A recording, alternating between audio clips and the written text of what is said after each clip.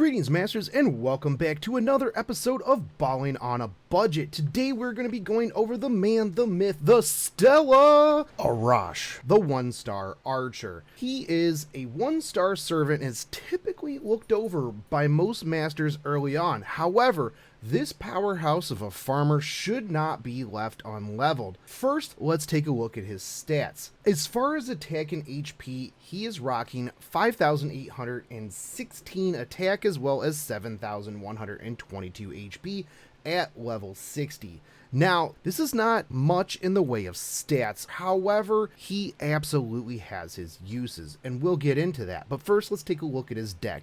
He has a 1 quick, 2 arts, 2 buster deck with 3 hits on the quick, 2 on the arts, 1 on the buster, and 3 hits on that extra attack.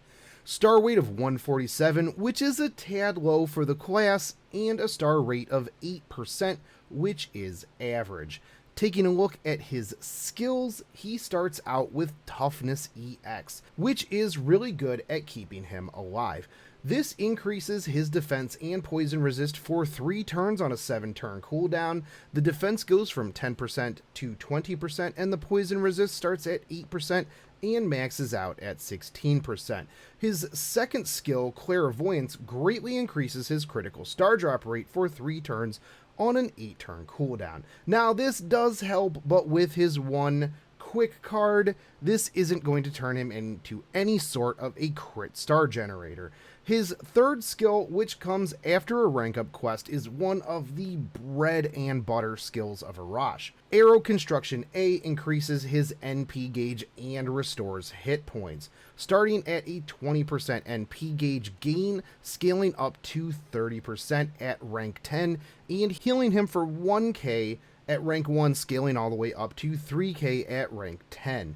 This helps out immensely when it comes to charging Arash's NP, as well as giving him some extra healing. Coming with independent action C, this will help increase his crits by 6%. He also has magic resistance C, increasing his debuff resist by 15%, which isn't too bad. Now, let's talk about the real reason that Arash is a low SAR superstar and a shooting star, if you will, Stella.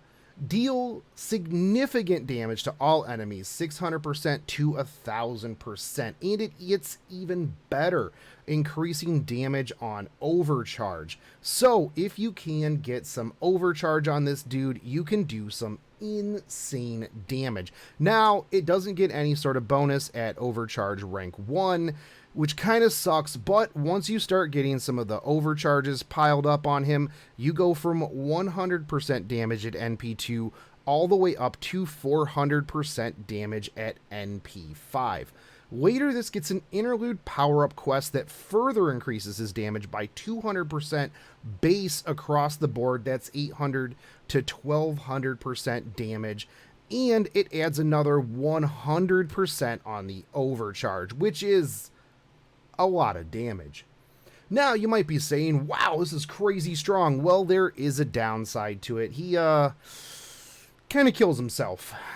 Yeah, that's right. The detriment of this NP is that while everything else dies on the board, so does Arash.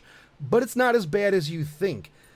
Typically, Arash is used to farm, and he's a fantastic farmer, and this NP is the big reason for that. Arash's NP can be used to clear almost any wave short of Lancers. He's typically used to farm the daily Ember quests. You can also use him on the QP door dailies as well, and he can come to most Ascension material farming. However, you are going to want to use him on the earlier waves.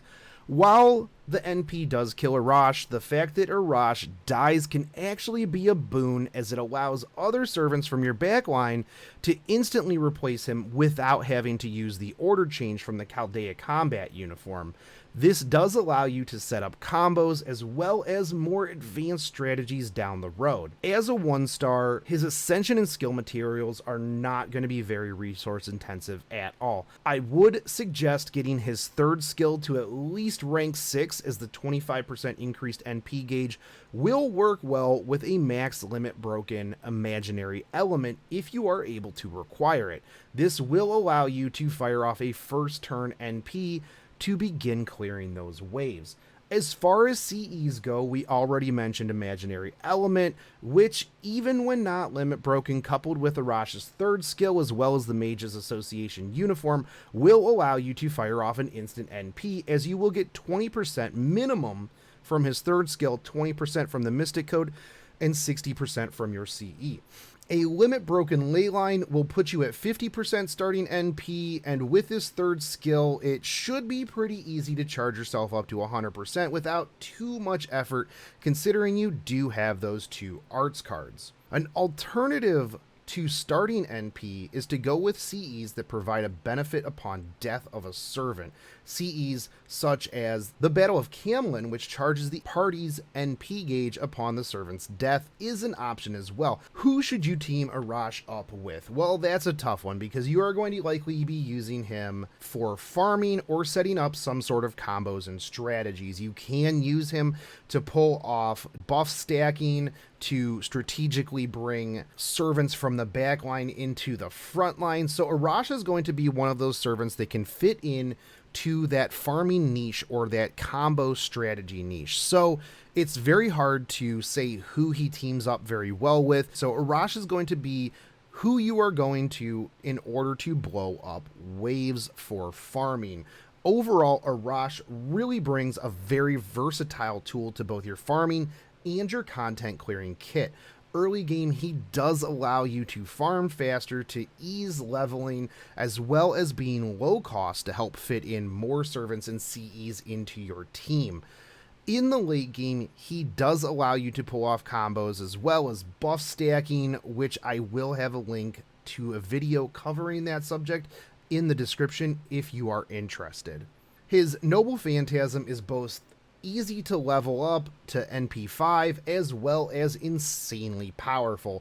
However, apart from his very strong NP, Arash really does lack the stats and the skills to impact a battle. All in all, Arash is definitely a servant that should be leveled up, even just for his sheer usefulness in farming. So I hope that this has shown you a little bit of what it is you can expect out of Arash and why you should be leveling him. As a late game player myself, I was sleeping on Arash for a while, and I am so glad that I woke up, because he is an irreplaceable tool in my farming kit. So I hope that this has helped you out, and I would like to take this moment to thank all of the Patreons who help make this series as well as the others and the channel possible. If you would like to join them, there is a link down in the description. You can also help out the channel by hitting that subscribe button, hitting that bell notification, dropping me a like and a comment, and I will catch you on the next episode of Ballin' on a Budget. Take it easy. Peace.